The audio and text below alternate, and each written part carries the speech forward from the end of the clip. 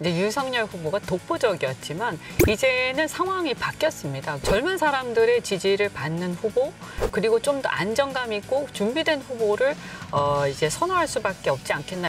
지금 홍준표 후보 하면 시원하고 화끈한 모습 아니겠습니까? 홍준표식 코카콜라 정치가 그야말로 약발을 좀 받고 있다. 그 홍준표 후보님은 정치적 순발력이나 정치적 상상력은 단연 탑 클래스라고 생각합니다. 하지만 정책과 관련해서 디테일에 좀 약하고 그 부분에 대한 깊이 있는 공부가 좀 부족하지 않나. 왜 당심을 이야기하고 왜 윤석열 후보의 경쟁력을 이야기하느냐. 네. 정권 교체를 바라는 국민과 당원들은 그래도 윤석열이 본선 경쟁력이 가장 크다. 역시 당심은 그래도 여전히 홍준표 후보에 대한 지지보다는 이제 윤석열 후보에 대한 지지로 모이는 게 맞는 거 아니냐. 근데 실제로 이제 당원 투표에서 얻을 수 있을 것이냐라는 궁금증이 생기는 건 사실이에요. 당내 기반도 아무래도 좀 적어 보이시기 하고. 어떻습니까? 네, 어차피 당원들도 결국에는 본선에서 이길 후보를 찾는 거 아니겠습니까? 근데 지금까지는 이제 윤석열 후보가 독보적이었지만 이제는 상황이 바뀌었습니다. 그래서 이제는 좀 더 냉철하게 판단하고 누가 이길 것인가를 가지고 이제 볼 텐데, 젊은 사람들의 지지를 받는 후보, 그리고 좀 더 안정감 있고 준비된 후보를 이제 선호할 수밖에 없지 않겠나 이런 생각이 들고요.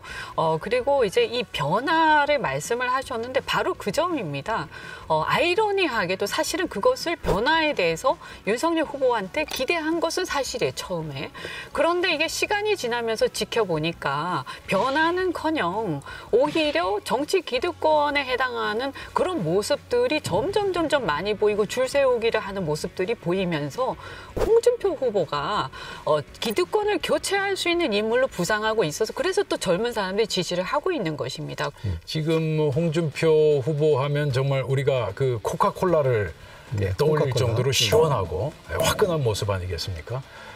그래서 지금 코로나 상황에다가 경제도 어렵고 자영업자 많은 분들이 지금 어려움을 겪고 있는 상황에서 홍준표식 코카콜라 정치가 그야말로 약발을 좀 받고 있다, 그렇게 보고 있어요. 예. 그런데 지금 이상일 실장님도 말씀하신 것처럼 홍준표 후보의 취약점이라면 같은 당 안에서 지지를 받지 못하는 그러한 점이 이제 매우 아쉽게 캠프 측에서도 느끼고 있을 겁니다.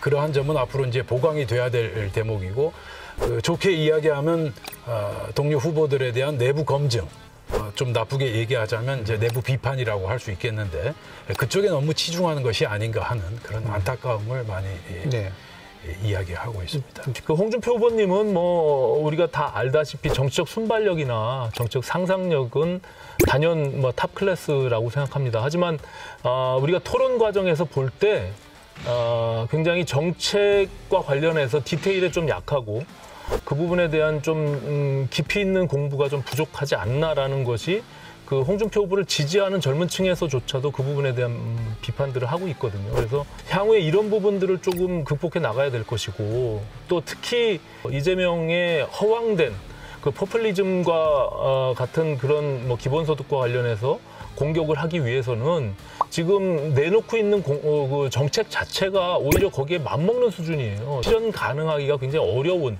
그런 것들을 이렇게 거의 남발하는 수준으로 지금 가고 있기 때문에 그 정책적인 차별성을 가지고 결국에는 우리 보수 정당이 어떤 지향을 가질 것인지를 이재명 후보와 대항해서 그것을 명확하게 좀 보여줄 필요가 있다. 근데 지금 여론조사 우리 안에 들여다보면 만약에 1000명의 여론조사가 이루어진다. 그러면 저희 국민의힘 지지층 또 민주당 지지층 다 들어가 있지 않습니까? 민주당 지지층이 어떤 후보를 선호하는지, 특별히 선호하는지 다 아실 수가 있어요. 그 지지층이 정권 교체를 바라는 지지층이겠습니까? 그렇다면 왜 당심을 이야기하고 왜 윤석열 후보의 경쟁력을 이야기하느냐. 네. 정권 교체를 바라는 국민과 당원들은 그래도 윤석열이 본선 경쟁력이 가장 크다, 이런 생각을 하고 있고, 아마 그 결과는 저는 11월 5일 조심스럽게 전망하지만 그런 결과가 나올 걸로 보고, 저희들은 더 분발하고 최선을 다해야 되고, 세 분 주신 말씀 그 부족한 것들 정말 더 채우도록 노력을 해야 되겠다, 이제 이런 생각을 하고 있고요. 예.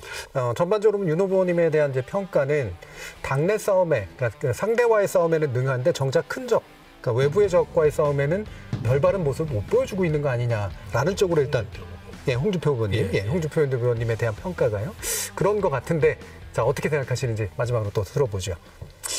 그렇진 않죠. 사실은 이제 세세한 것들에 대해서 일일이 이제 얘기하는 부분들은 이제 아무래도 이분이 제가 보니까 과거에 비해서 맏형론을 좀 이렇게 꺼내면서 좀 더 노련하고 이렇게 맏형 같은 모습을 보이려고 노력을 하시는 것 같아요. 그래서 큰 틀에서 포괄적인 말씀은 주로 하시고 세부적인 부분들은 예를 들면 이제 유승민 후보께서 말씀을 하시면 그건 유승민 후보 말씀을 잘 새겨 듣고 참고하겠습니다. 이렇게 주로 요즘은 말씀을 하시는 편이에요. 그래서 아마 최근 토론들을 보시면 최근에는 이렇게 상대방하고 공방을 그렇게 많이 안 하십니다. 그리고 다 받아들이고 포용하는 쪽으로 가고 계시고 그다음에 이제 당심 같은 경우에는 결국에는 이제 지난번에 이제 전당대회에서 보셨다시피 민심에 이렇게 좀 결국에는 수렴을 합니다. 그래서 국민들의 큰 흐름에 결국에는 이제 수렴하는 경향을 보이고 있기 때문에 또 이번에 같은 경우에는